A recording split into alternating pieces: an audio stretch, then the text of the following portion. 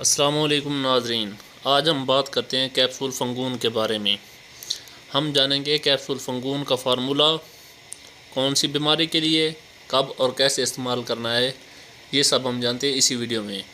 ناظرین، اگر آپ نے ہمارے یوٹیوب چینل میڈیسن انفو کو سبسکرائب نہیں کیا تو بیل آئیکن کے بٹن کو دبا کر ہمارا یوٹیوب چینل میڈیسن انفو کو سبسکرائب کر دیں تاکہ ہر نئی آنے والی ویڈیو آپ تک پہنچ سکے۔ کیپسول فنگون میں شامل ہوتا ہے فلوکونازول۔ فلوکونازول کا استعمال مختلف قسم کے فنگل اور یسٹ کے انفیکشن کے علاج کے لیے استعمال کیا جاتا ہے۔ کیپسول فنگون کا تعلق ادویات کی ایک ایسی قسم سے ہے جسے ازول اینٹی فنگلز کہتے ہیں۔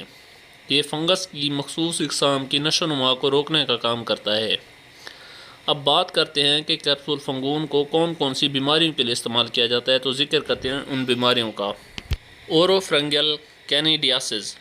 اوروفرنگل کینیڈیاسس ایسی کنڈیشن ہے جس سے منہ میں اندرونی گالوں اور زبان پر سفید یا پیلے رنگ کے دھبے بن جاتے ہیں۔ منہ کی کھجلی اکثر شیرخوار بچوں اور چھوٹے بچوں میں ہوتی ہے۔ منہ میں خراش اس وقت ہوتی ہے جب آپ کے منہ میں یسٹ کا انفیکشن پیدا ہوتا ہے۔ ایسی کنڈیشن کو اورل کینیڈیاسس یا اوروفرنگل کینیڈیاسس کہتے ہیں۔ منہ میں یسٹ کا انفیکشن ختم کرنے کے لیے کیپسول فنگون کا استعمال کیا جاتا ہے۔ ایسوفیگل کینیڈیاسس۔ کیپسول فنگون کو غذائی نالی یا فوڈ پائپ کے فنگل انفیکشن کے علاج کے لیے استعمال کیا جاتا ہے۔ ایسوفیگل کینیڈیاسس ایک ایسی بیماری ہے جس میں البیکونز کے ذریعے غذائی نالی کا انفیکشن ہوتا ہے۔ یہ بیماری عام طور پر امیون کمپرومائزڈ ریاستوں کے مریضوں میں، پوسٹ کیموتھراپی اور ایڈز کے مریضوں میں ہوتی ہے۔ امیون کمپرومائزڈ کا مطلب ہے کہ ایسے ممالک کے افراد جن میں قوت مدافعت کمزور ہوتی ہے۔ کریپٹوکوکل میننجائٹس۔ فنگول کیپسول کا استعمال گردن توڑ بخار کے علاج کے لیے استعمال کیا جاتا ہے۔ یہ ایک نایاب انفیکشن ہے جو دماغ اور ریڑھ کی ہڈی کو ڈھانپنے والی نازک جھلیوں کو متاثر کرتا ہے۔ ویجینل کینیڈیاسس۔ فنگون کیپسول کو خواتین کے اعضائے خاص میں یسٹ انفیکشن کے علاج کے لیے استعمال کیا جاتا ہے۔ ویجینل یسٹ انفیکشن کی وجہ سے اعضائے خاص میں درد، خارش، جلن اور غیر معمولی مادہ خارج ہوتا رہتا ہے۔ Urinary tracked infection. کیپسول فنگون کو یورینری ٹریکٹ انفیکشن جسے UTI بھی کہتے ہیں کے علاج کے لیے استعمال کیا جاتا ہے۔ UTI ایسا انفیکشن ہے جس کی وجہ سے آپ کے یورینری سسٹم کے کسی بھی حصہ میں انفیکشن ہو سکتا ہے، جس میں کڈنیز، بلیڈر، یوریٹرز اینڈ یوریتھرا شامل ہوتا ہے۔